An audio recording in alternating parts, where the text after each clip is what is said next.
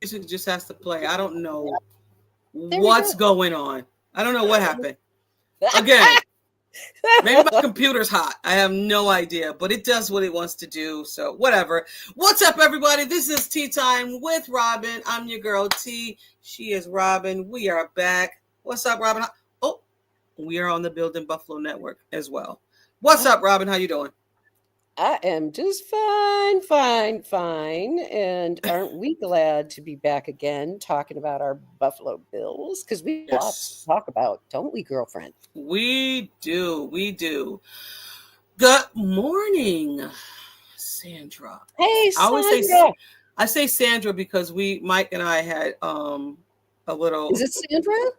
It's Sandra, but I Okay. kept saying Sandra, and I renamed her Sandra, and now I mess up You call it is whatever. She knows it. her name. I love Good it. morning. Good morning. Good morning. um, let's get into it. The Bills had a preseason game against the Giants last Saturday. My days are all mixed up. Um, Robyn, it was a lot of play action in this game. You Last year, notice they didn't really run a lot of that, but they came out and they were playing a lot of play action. How do you feel about that? you know, there's different ways to look at this Mm-hmm. because it's a preseason game, but that didn't like cross my mind like it did you. But I'm I was interested in what you said because there's probably different things going on in a preseason game. Like, why are they focusing so much on play action? Is there a specific? It might be that they want to look at specific traits in like the defense or how the offense carries out play action Mm-hmm. and what players they put in to look at play action and how they Right. react in play action. So it may be a function of that. It could be a trend. Mm-hmm. So it bears watching, right? Like if they do a whole bunch of it in the Bears game, I'm going to be going, that's Right. interesting, right? Exactly. Yeah. What is Game up, changer. Dave? He is the leader Dave! of this Oh, Building Buffalo Network. What's Dave. up? Can I say something about Dave? Go ahead. Feel free. I got to say something about Dave because Dave, I love you. Dave, this is such a wonderful podcast that T and I are now starting our fourth season doing, which is like wild. So thank you, Dave. Thanks for supporting us. We really appreciate Yes, it. I'm for sure. speaking for T too. No, yeah, for sure. Speak for me. Dave's the man. He does our crafts. He does our music. So He he's gave us Angry always Robin, didn't he? yeah. He was angry Robin. That's Yeah. what he did. He definitely did. And Dave believed in me from the jump. So whatever he wants, I will try to provide for him. But he's the man. Love He's the Dave. man. Love Thank you, Dave. Dave. All right. Yes, for sure. Moving on. All right. So the situation with James Cook, if I can speak, has come to an end. But Robyn, Yes. I don't know if there was a win-win. They asked if he was willing to take it to the end or whatever, how long, and he said he was willing to, do whatever it took for him to get the bag. Um, Give me your thoughts on this whole situation with James Cook. And I'm glad he got the bag. I'm glad he got the bag. Likewise. But I was mildly surprised that the Bills did it only because it's not their pattern Mm-hmm. to and yes, they draft and try to re-sign, Mm-hmm. but historically at the running back position that hasn't been the case. So I thought they'd let him play it out. I thought they had the upper hand. I Right. thought they would just make him play it out. So I don't know. I thought it was kind of interesting that it's 4 years. He does have Yeah. low, as they say, he does have low mileage on his tires. He, Mm-hmm. he didn't play a lot in college either. So in terms of percentage Right. of snaps, so it was interesting. I was a little bit surprised that they actually did this. The bag, so to speak, was fair market. I thought. Both Yeah, me too. this stupid shit. Which side wins? Give me a break. All right. Right. Everybody wins. When there's a contract signed, everybody wins. Who cares who won more than the other person? I always So, feel uncomfortable talking about someone else's money because yeah. I don't and I get it. We're a pod, we're a show. We have to talk about that, but I always feel uncomfortable to say So, what someone doesn't deserve or what they deserve totally. when it comes to the NFL. But I get that you have to talk about it. It's business. It's Yeah, business. but I I love the fact that they got it done. I think it was more probably guaranteed than anything. Because once the other guy got his money, the running back for the Rams, I just knew That set this the is going to, market. yeah, That set the market. If he got over 12 million, that would have been too much. yeah. I think where the Bills ended up, and I'm like you, I don't, the money, who cares? He got money, he got good money. Let's move on. But I do think that it was a very good situation on both sides. And it appears from watching, me, watching James Cook, he signed his extension and I watched, and he looked relaxed, more so than we've ever seen him, because James is always, that's why they have these little icon with him, Right. because he doesn't smile much. And people used to joke with him about it when he was a rookie. So it's become kind of an issue about his smile. Well, he was so relaxed when he signed that Yeah, extension. he And then if was. you watched his press conference, he was very in control at the press conference too. So you could see that it made a difference. Of course it did, right? But you could Right. see it in his expression. You also, there was an interesting comment made by Christian Benford. I saw a post, I think Bruce Nolan posted it. It was a little snippet of Christian Benford. He didn't know that Cook Yes. got his money. You saw that? I Yeah. didn't see it, but I heard people sing. I'm saying it. I'm Yes. going to go back and watch it. I didn't see it. You should, because the joy that you could see in Christian Benford's face, his happiness for his teammate was Right. palpable. That's what makes the Bills, I think, special. I think that's what Joey Bosa is seeing, right? When he Right. says, we're doing all this stuff together, that he's learning about the culture. I Right. I thought it mean, was a lot of people say culture and family, but when you're part of the Buffalo Bills, it's really, every time we do the spot, that thing comes by. It's like, I don't. It happened last week. It happened the week before. I'm just like, does he It's know I'm probably doing a from a pod? Hamler scooter. Right. It's probably a Jeez. Hamler scooter. Right. Isn't it? They found it. And speaking of that, of family, whatever. But moving on from that, Yeah. James Cook on Hard Knock, and we're going to talk about Hard Knock later on in this episode as well. But we were on James Cook, and how do you feel that they aired his situation when it came to the holdout? Because I felt it was a little quick. A little what? A little quick. Do you think it was too fast? Do you think, okay, James Cook is holding out, now we're going to move on to the next thing? When it came to Hard Knocks, like, I have two words to explain that. That would be Derek Boyko, who is the vice president of communications and PR and all of that stuff. I was listening to Brandon Beane talk about Hard Knocks and how they came about working with the Bills. And the Buffalo Bills didn't want to do it. We all know that. And Dennis is on. My friend Dennis is here. Hi, Dennis. Is that Dennis? Oh, okay. Dennis. Teasing Dennis. So anyway, where was I? The guy from PR. Yes, Public Derek relations. Boyko. Derek Yes. Boyko, in all likelihood, reviewed everything. And I do know Brandon Beane said that they had meetings. They had significant meetings with Hard Knocks about what they would accept and what they would not accept. And one of the things I thought was very interesting, a comment that Brandon Beane made, they would not allow them to broadcast anything about a player being cut. In Oh, camp. really? Yeah, they wouldn't. They wouldn't because they don't. Brandon, I just so appreciated this, the human part of this. Mm-hmm. Is like that is not, I'm paraphrasing, but the message that came across from Brandon was, we're not entertainment to that level. That's not Oh, entertainment, gotcha.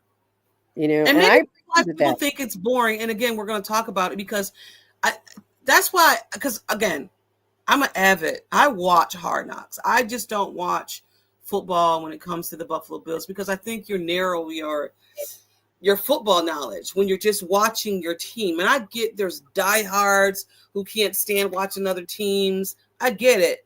But I love football, not college, not so much. I'm trying to get over there. But I love football and I want to see what other people compared to my team. I want to compare other players to Ed Olive, to Rousseau, like to Josh Allen. Like I want to compare those guys to my team. So I get it. I get it. Is it cookie cutter? And we're going to talk about it later on. Yeah. So, yeah. But I just thought they missed the opportunity. And I know they want to see themselves in a good light, I guess. But I thought it could have been a little bit more, me personally. Oh, definitely. Definitely. They could have gotten into a much deeper discussion with James Cook. Mm-hmm. They could have talked with him and his agent. I mean, they could have done it differently. Yeah. But I'm certain that the cookie cutter comes straight out of One Bills Drive. Absolutely. Absolutely. And Absolutely. I'm not saying that. I want to be clear. That's not a criticism that I'm saying. I'm just saying that's what is. That's how tightly this franchise is controlled in terms of PR, right? Yeah. It's not like it used to be. Right. Since Sean McDermott and Brandon Beane came along and Derek Boyko came along, it's a different situation at One Bills Drive. Yeah. All right. Before, we can move on and we're going to talk about some players from this preseason game and Shavers. Robyn, I don't know. I like the way he is playing now, and he plays special teams. And I don't know how they're going to finagle the roster. Is it going to be if Maxwell is going to be on IR, and if Schaefer's can get on like that, because I feel, and I know he has been on the practice squad before, and no one has picked him up. But I think it's different. How many times are you going to dangle that carrot, right? How many times? How many times? The more times that he's out there making plays like he made, that's what's going to get the attention of other teams. And of course, we've seen it. How many times our practice squad gets rated? Right. Yes. It gets rated because the Bills have an incredible roster. It's hard to make the Bills. There are teams, there are players that are going to get cut in this upcoming cut that are going to start on other teams. Yes. And nice to meet you too, Dennis. Dennis but I mean, I think he's playing enough. He had a great catch in that game against the Giants. I just think that his time, maybe his time. I don't know. I just like the way he is always. He's like that. Was that Shavers? It's like he just comes out of nowheres. Yeah, and he's like tall for as fast as he is. Yes, he is. He's a big wide and he's receiver. got good hands. I think the more. I don't know if you practice squad him, there's a good chance you're going to lose him. There are teams now that are hurting at wide receiver. Right. These training camps. I don't want to go off. Robyn, I know. Go ahead. I'm with you though. I'm with you. See, she knows me. She reads. I'm with you. You can speak it because if you weren't going to say it, I was going to say it. Amen, sister. I am telling you, this injury situation in this year, and it's not just the Buffalo Bills, folks. It's all the teams. Yes. Look at what happened to the Dolphins. How many players have the Dolphins lost already? They lost their whole, was it cornerback room? Yes. Now I want to say who the F who, but right. I mean, because that's just me. But seriously, this training camp for all teams has been brutal and serious injuries. And I don't know why, but it makes you wonder, doesn't it? It does. It I don't know. They have to do something, Robyn, because it was every time it's like a ACL, something's going. The guy from, oh my God, big guy. Oh my God, he's a brain fart. I'm glad she hasn't. I know. I'm sorry. I think he was a lineman. He was a lineman. I forgot what team he played for. He tore something, but it wasn't as devastated as they thought. But he's still the Eagles. It might have been the Eagles. It might have been the Eagles. Somebody on the offensive line. I'm just not. But it's just a lot. It's a lot of injuries that's happening this preseason, this training camp, this whole. It's just it's much. It's too much. But let's get into our guy, Buffalo Joe. Buffalo Joe. The preseason. He had a great preseason. I thought preseason game, and he also was on Hard Knocks a lot. He got into it with Vandermark. Yeah, Vandermark was trying to protect Ty Johnson because Andreessen went a little bit too hard. He's like, "It's your teammate. You're not." She's like, "Come on, dude. He's going out. He's running out of bounds." I thought it was funny. Yeah, but it's just rough out there. It is, Dennis. It's as Dennis and I have always said on the phone. It's a tough game for tough people. Yeah. Remember Chan Daly? Yes, for sure. And I just thought Joe Andreessen is just stepping his game up, and you can see it. You can see it. I'm so happy for him. Yes. What a story for a local guy, right? I mean, nobody deserves it more. And I'm still cracking up at him wearing Milano's jersey a few years ago in the parking lot, tailgating with Bills fans, only to be playing next to Milano now. And they started on Saturday. Milano and Joe Andreessen started on Saturday. I wouldn't be surprised if we're probably going to see that again. Milano. First snap off the game on Saturday. And Milano shot out like a rocket. And I was like, that's the Milano. That is the Milano we wanted to see last year. But he is back. And some of the game I did see on Saturday, I went back and watched it because I was listening to it. And the broadcast did not give it justice. I had to go back and watch it. And I was just like, okay. That's the Milano that we missed last year. And he's a year removed from his injury, and he looks like the old Milano. I don't know if he's going to be all pro Milano, but he looks really good. Here's the difference. He may not be as swift as he once was, but this is smarter. Yeah. He plays smarter than yes. And that's what happens with these older players. If they learn the game, and he's so wise. How many formations do you think he's not seen? He's seen them all. Yeah. And he knows him and Bernard. Yeah. So it's exciting. You just cross your fingers. Come on. James, John, thank you. If you don't know, please like and share. Also, to go over to our YouTube channel and subscribe to the channel. Put the notification on so you know when we go live. Yeah, thank you, John. Thank you, John. John looks out for us. He does. When I'm not knowing or whatever. Yeah, for sure. Right. So when it comes to Matt Milano and Bernard, they haven't played a full season together, right? At all.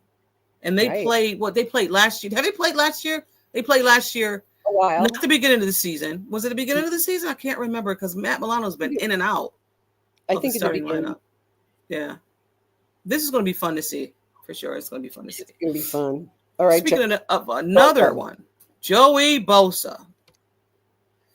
Give me your thoughts, Robyn. What do you think? Well, I will. I think that they're going to use him like they did Von Miller.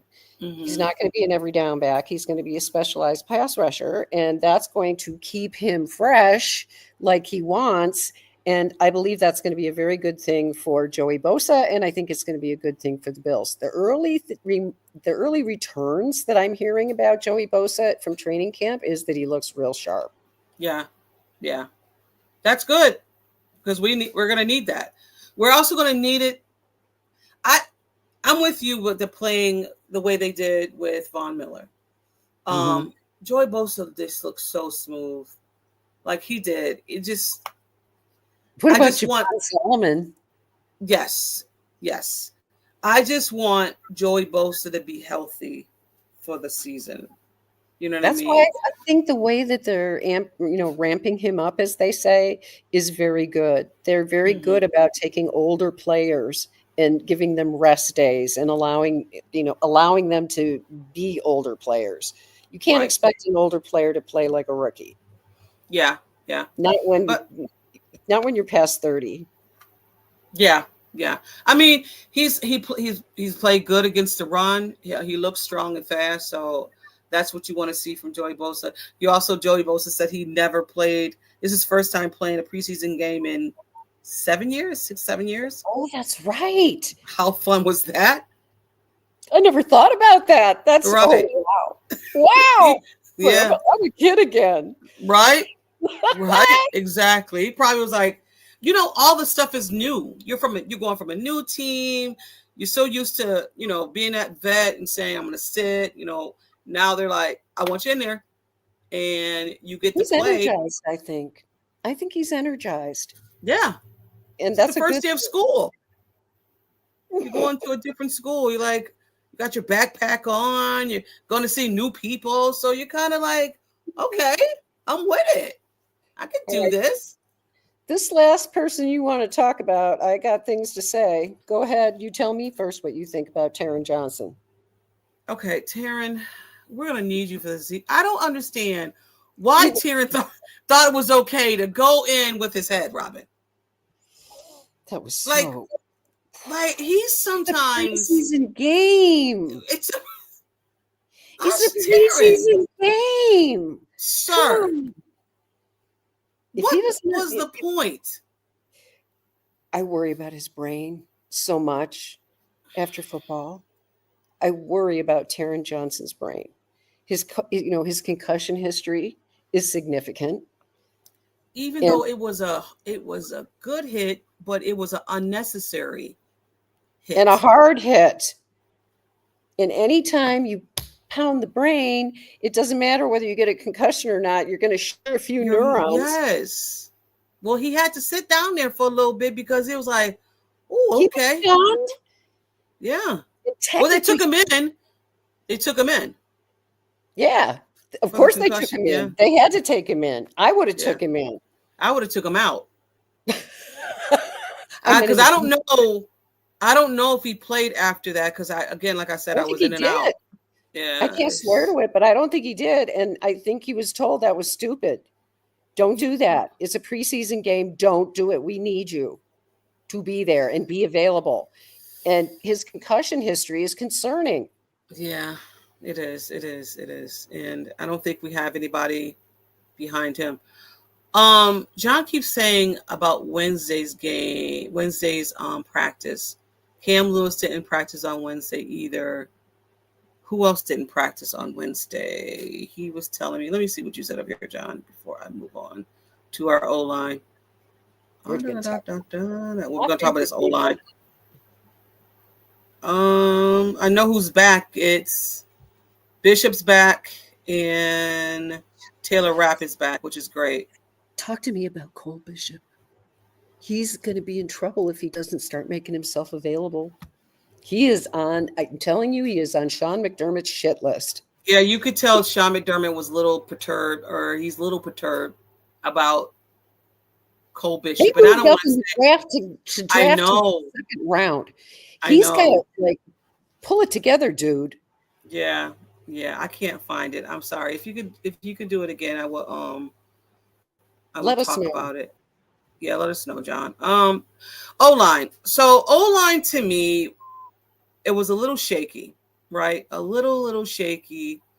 Mm-hmm. I was kind of pissed off. And I don't want to say these guys go half-ass. I don't think they do half-ass work when they're out there because if you do that, then you're putting yourself in jeopardy to get an injury. But I will say this. I don't know what Deion was thinking when he went up against that freaking that rookie. That rookie is no joke. And he went right after Deion and put Deion on his ass. Excuse my French. And then they got out. And I think Cromer said, I don't know what the y'all doing out there. Yeah, Josh is not out there, but you still have to play.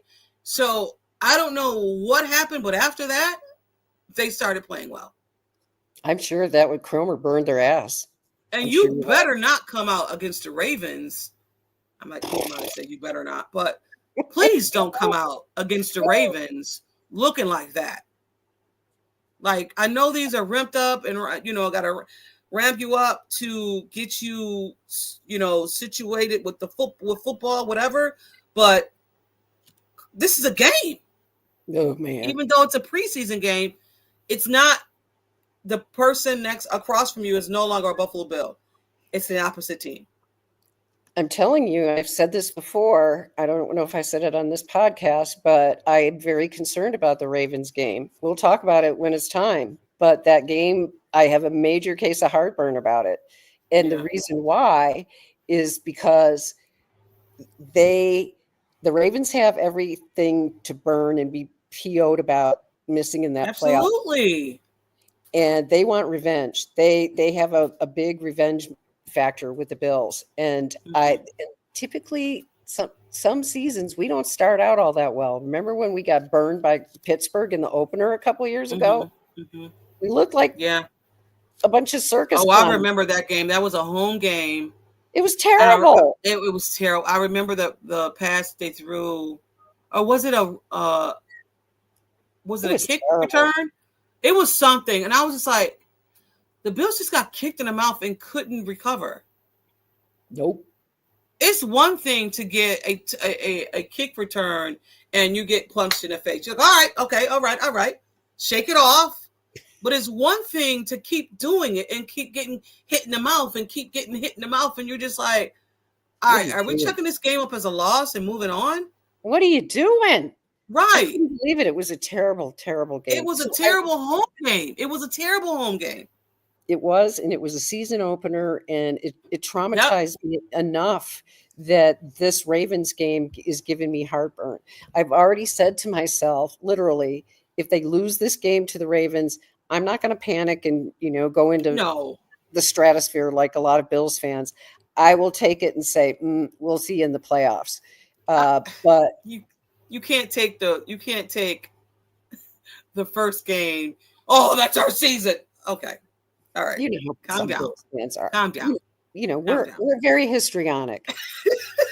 It's like, guys, it's a game one. It's game one. Okay. Is it an important game for the standings? I think so. But it's a lot of game. It's a lot of football. That's why I'm not going to panic. Right? Yeah. The Ravens are a very good football team. Yes, they are. I mean, it's the Ravens. We play the Ravens is one of those, something has to happen in order of us to, you know what I'm saying? It's also the Chiefs. It's always something, it's those two teams. You're just like, you're just like this all game. When Derrick Henry ran that touchdown back, or not, he ran a touchdown. At that game, it was like, oh my God. And so that's where I'm at with the Ravens. Bother me. They bother me. And it's not so much. Yes, it's Lamar Jackson. Don't get twisted. It's Derrick Henry for me. It's Derrick Henry for me. Same. I'm not worried about Lamar. We can deal with Lamar. I don't know. Do you think finally age catches up with him, please? I know, right? Something? Did he get a misstep? Did he slow down a little? Right. God. I did not want that to be our first game. I just did not. I wanted the Bengals. I wanted somebody else. Like they said, don't ask for something, and then you whatever. But exactly. I did not put it out in the universe. You'll be sure to get it. Right. I didn't want the Ravens. I know that for sure. But I know why he did it. But speaking of some negative stuff about the game and all that stuff, I've heard it. Third down completions. And I know it's preseason. People are saying they haven't learned, but we also understand that this is a vanilla.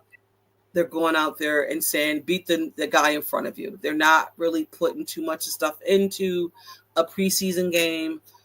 But for us, it's like history, and it's like it's the same thing that happened in the regular season. They just can't. It's 3rd down and 18, and they got the 1st down. Here we go again. I get it. I was there. I was there for that. And then I had to remind myself it's preseason, and it's vanilla, and we'll be fine. Right. Well, the way that I look at preseason games has changed over the years, because I used to think about it in terms of, well, how do you look out there? Even though we looked horrible at the very beginning of that game, I try to remind myself that the preseason, they go out there and not only do they not game plan, but they do what you suggested. They were looking at play action for some reason. They were looking at that specific scheme for some reason. And so when you do that, in the opponent, there's no rhyme or reason to what you're doing, and they're onto you. Of course, the defense is going to be able to crush you. Okay, look at what these guys are doing. They're predictable, right? Because they're doing the play action. So they were doing screen after screen after screen. Well, and that screen that you talk about is specifically interesting to me, because the screen pass, FYI, has always been Josh Allen's nemesis. Yeah. All the way back to Wyoming, I remember seeing him. He could throw an 80-yard bomb on a laser in Laramie, but he couldn't throw a 5-yard screen pass. That's a big arm. A big arm, Josh Allen. The last thing I wanted to touch on when it came to this preseason game is that now we have a kicker who can freaking kick field goals, which is so funny. And they touched on that in Hard Knocks too. And I just thought it was hilarious that Ray Davis came out and kicked a field goal, an extra point. Do you see something different about Ray Davis? I want to see if you know. He's 20 pounds lighter. Right. I thought that was interesting. I think it's wonderful. I think it's going to help him a lot. He's very talented, and probably another reason why James Cook wanted to get his deal done, because he's going to get to play. He's going to get to play. And let me do my little typical shout out here while we're on the subject of running backs. Hats off to Frank Gore Jr. Hats off to him.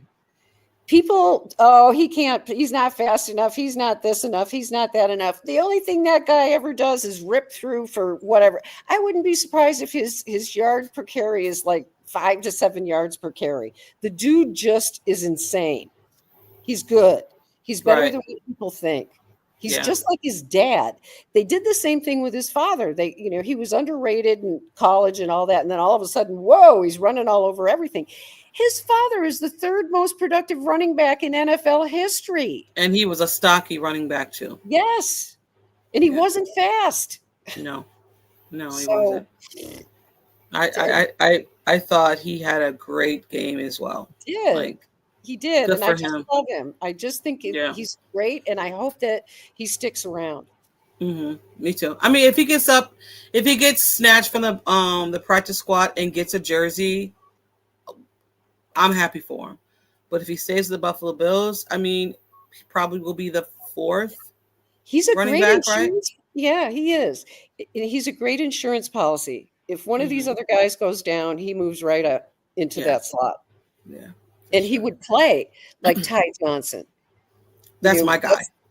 I love Ty Johnson is my guy. I love, don't get me wrong, I love James Cook.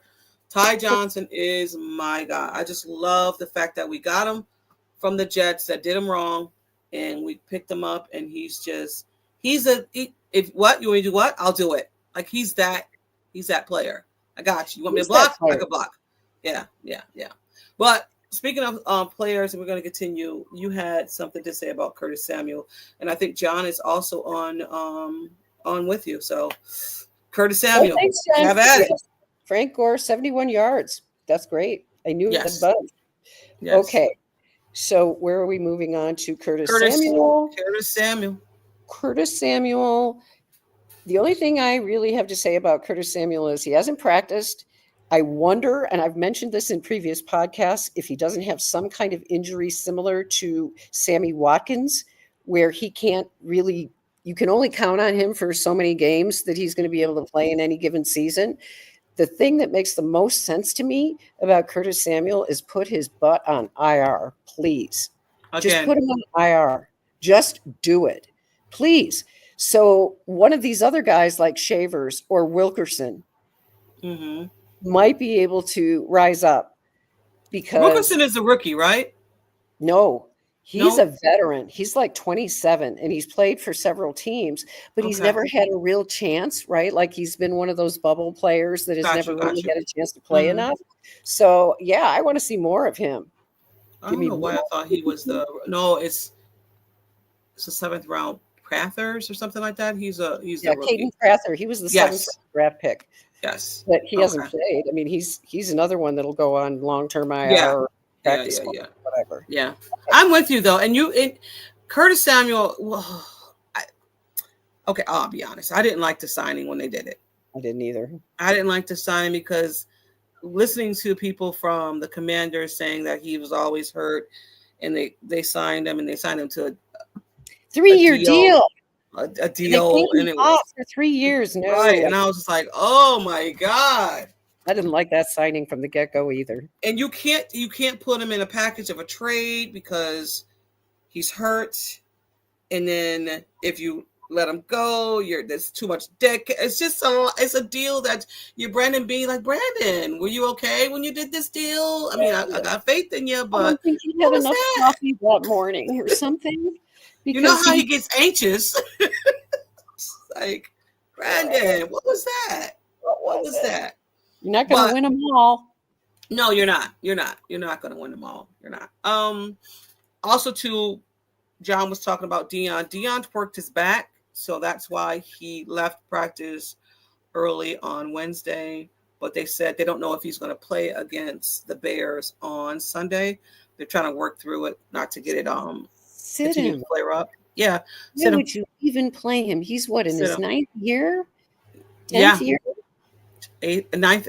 Yeah, 9th. I want to say 9th. Yeah, sit him. Please just let the man sit and give. I don't want my O-line. If Josh is not playing, and we don't know if Josh is playing, if Josh is not playing, and no disrespect, and I know you want to see, because there's a competition with, and we didn't even talk about the quarterbacks, a competition with Mitch Trubisky and Mike White. And I know there's a competition, and I get that you want the starters out there to see what they can do. But I don't want my starting O-line out there. I'm sorry. I don't. If Josh is not out there, I don't want my O-line out. No, and the younger guys, the depth players need the reps. Mm-hmm. They need the reps against the first team defense. The Bears are going to play their starters. Yeah. So if the Bears defense is going to be out there, I want the depth on the team to be able to go up against the first string defense of the Bears to see. It's a better way to evaluate them. How are you going to evaluate how they are? Exactly. So let Vandemark play. Yeah. Play. I have one person that you and I, who we loved. We talked about this with Dean. I asked Dean about this guy. You wanted this guy, Walker. Deion Walker? My man. Walker. How did I get to be 38 minutes into a podcast without mentioning my 331-pound hunk of burning love? Because I love him. Deion Walker is going to surprise a lot of people. Mark my words. He is going to be a space-occupying legion, and he is going to go after. And the thing that's so marvelous about him is what Ed Oliver calls him, the dancing bear. Yes. The dude has feet. He does. He is a huge man that has feet. And that is a rare combination. And if his back was the problem during his senior year, that's fixed. You can deal with that. These trainers know how to take care of that. Mm-hmm, if he can be the same player that he was in his junior year, he's going to be a wrecking crew, a one-man wrecking crew. The way he just went up the middle. Here's my thing. Deion Walker is going to need. So if Ed Oliver is playing next to him, Deion Walker is going to take up 2 guys. And Ed Oliver is going to be one-on-one with whoever. Ed Oliver is going to be the biggest beneficiary. He's going to be a Pro Bowl player this year because And of if you need to get him dinner every single night, Ed Oliver, you better. Exactly. Deion Walker is only 21. Yes, thank you, John. That's right. Yes. Yeah. That's right. He's a young guy. So work with him in his back, because his body, if you look at it, he's so big in his Yes. upper body. But if you look at his legs, They're tiny. and Joe Marino talked about this on one of his podcasts when he was saying he didn't want Deion Walker to be drafted. That was one of the guys he didn't like. It was because of that his body structure looked so weird. Yeah. And then, of course, he had the senior year where he wasn't playing as well because he had a bad back. Just imagine if he played well, we wouldn't have gotten him. Exactly. In the 4th round. Right.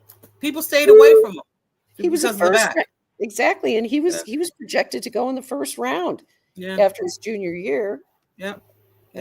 So, I mean, thank you, Deion. I mean, I'm sad that you had a bad back, but happy for the Bills that got you because of the bad back. Yes. So yeah. Let's talk about Hard Knocks just for a little bit. Yeah. So there's this small community of Buffalo Bills that's saying that Hard Knocks is too sugarcoat with cookie, like the niceness for me to be nice. It's too nice. They're not showing the mud of the Bills and the negativity and all of the what's going on with James Cook's contract. Why aren't you showing that stuff? And like you said before, it's because there's a lot of people in that building that want it to be how it wants to look. And if it's going to look boring to you, then it's going to look boring. But they don't want to put the product out there that's of a frustrating player who's not getting this contract. They'd rather show you Trey White. They'd rather show you DeMar Hamlin. They'd rather show you Sean McDermott. Yeah, Joe Andreessen. They'd rather show you stuff like that instead of a man that might be upset about his contract. And I get it. 2 words. Yep. Derek Boyko. Yep. Derek Boyko, the vice president of communications, who is in charge of PR, met with Brandon Beane, and probably Sean McDermott was involved with this too, several times with Hard Knocks before they would agree. Well, they had no choice, but because they were picked, but they wanted a certain strict agenda adhered to. And as I mentioned to you prior to the podcast, the one thing that I thought was very interesting was a comment made by Brandon Beane that they would not allow Hard Knocks to cover anything to do with a player that was being cut. Mm-hmm. Because they didn't think that was entertainment. And I thought that was very sensitive and appropriate. Thank you, Brandon. And like I am a Hard Knocks person. I love Hard Knocks. I watch it. I'm watching the college one now. And they show everything. Like the Jets, they show the Jets players being cut. And I get Sean McDermott. I get Brandon Beane not wanting to do that. But they don't do it. Hard Knocks doesn't do it in a way of maliciousness. Like they're not doing it that way. But I get it. You're going in the office, cameras there, you're being cut by your team. And I so understand it. I get it. I think it shows a lot of sensitivity on the part of the Bills franchise that maybe other teams don't think about. The comment that Coach Bull from the University of Wyoming made, we'll talk about that in a minute, about players and being sensitive to how they're treated. Mm-hmm. He was very clear in terms of how he coached. He was very much like Sean McDermott. And I think that Sean McDermott, there's a sensitivity that exists among certain head coaches that care about their players. Mm-hmm. And I think that's what we saw with Coach Bowl. And he made a comment about the Buffalo Bills and how they groomed. He used the word groomed, which is, I was kind of like, you could pick a better word. Right. But that how he was groomed, how Josh Allen was groomed by the Buffalo Bills, he said was simply amazing. But the other thing he said, and I thought this was fascinating, was that the Buffalo Bills were unlike any other team in terms of how much they researched Josh Allen's character. That they researched him at a depth that no other team in the NFL did. And I thought that was interesting. And they tried, because I think they try with a lot of, because I mean, if this guy is going to lead your franchise, you want to see what his characters are. You want to see what's his personality. I mean, and they dug up, what they did. They did what they, and it was right before, right. They do what they do. It was right before the day he was going to get drafted, and they dug up these things and, putting doubt into people's minds and also fans too, because you're like, what? Huh? I think it had an impact with the Cleveland Browns. I think because I do believe that Josh Allen would have been picked first overall in that draft had that stuff not been blasted out there a few days before.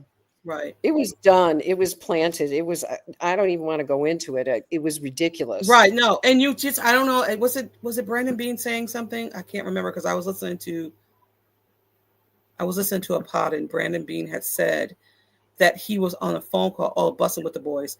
He was on a phone call with, was it the Browns? And it might not be the Browns, but we're talking about it.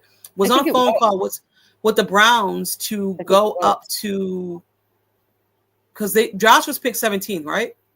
Seventh, my bad, 7th, to get up to 5 or something. And because they kind of knew that they were going to go and get Josh, and they didn't.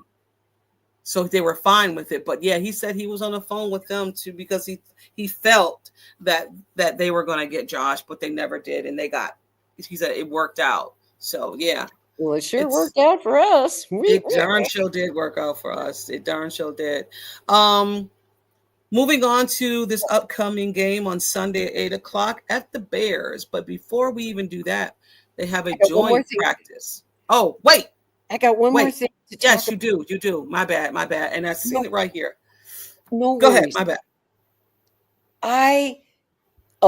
Probably the biggest shock of my life, honestly, was when Josh Allen was drafted by the Buffalo Bills. Having lived in Wyoming for 33 years, it was like my entire world. Josh Allen changed my entire life. And he's done this to a lot of people. But I now go anywhere in Wyoming and I see Josh Allen jerseys all over the place. But I'm also starting to see other player jerseys as well. Dalton Kincaid, there are other jerseys that I'm seeing. This was a huge change in my life. So I'm watching this first preseason game, and I'm just sitting there with my husband, and a commercial comes on, and here it is. The University of Wyoming is now a partner with the Buffalo Bills. What? Wow. What? As I'm watching the game back up here, it said the University of Wyoming Red Zone. Yes. It's crazy. Yeah. I'm like, what is this? And then Coach Bowl shows up at practice. So there is something going on in terms of a collaboration. Now, mind you, to be like an official partner of the Buffalo Bills, you have to pay for that kind of sponsorship. Big bucks. And I'm thinking to myself, what is going on here? I smell something coming from 17. Yeah. Oh yeah. I think 17 has something to do with this. For sure. And I'm glad. I just think so. That's a great move. I was like, oh, official sponsor or official partner of the Buffalo Bills. I'm like, what? Josh Allen has his hands in a lot of stuff, and I love it. Like Josh Allen is almost everywhere now. He's on a Snickers bar now. He's on sleeping medicine. He's on like Pepsi.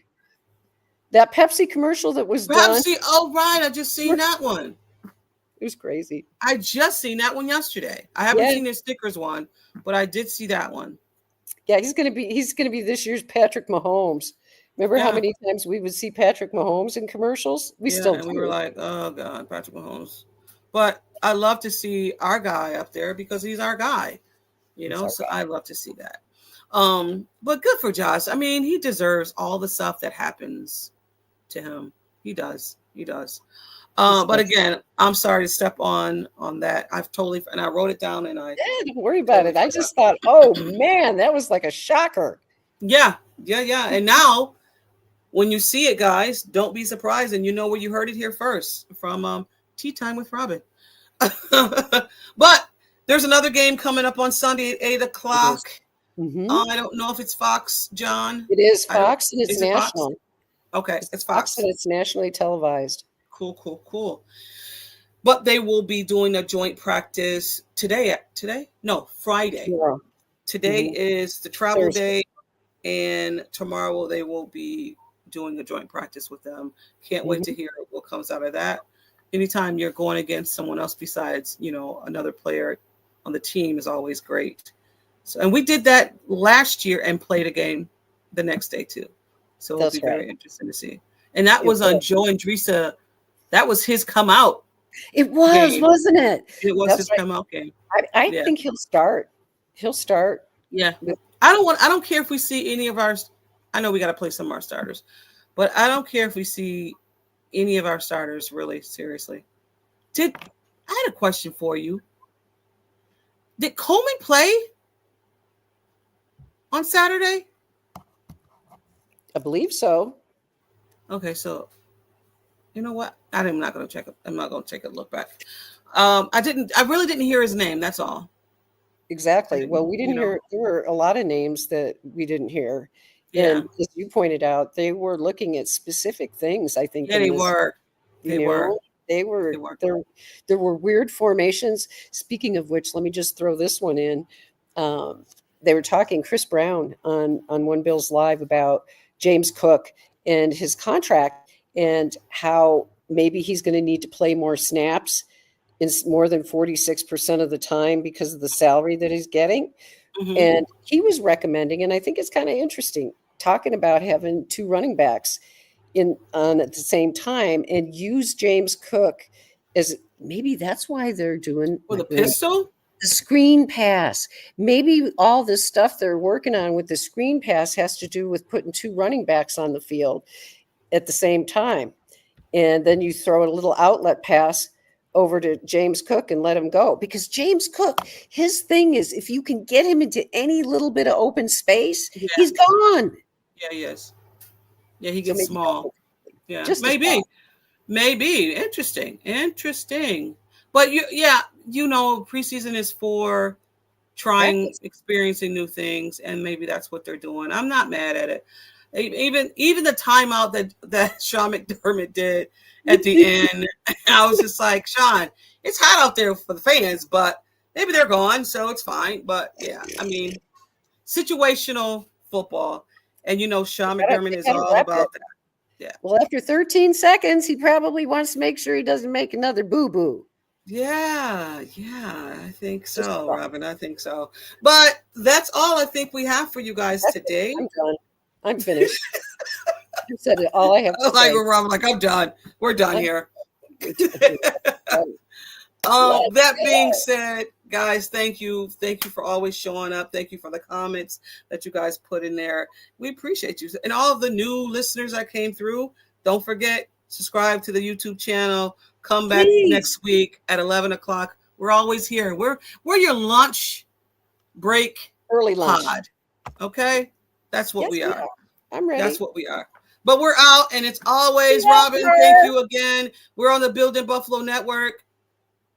We're on the Building Buffalo Network. I am T. She is Robyn. We are out. And always, guys, it is Go Bills. Bills. Peace, y'all.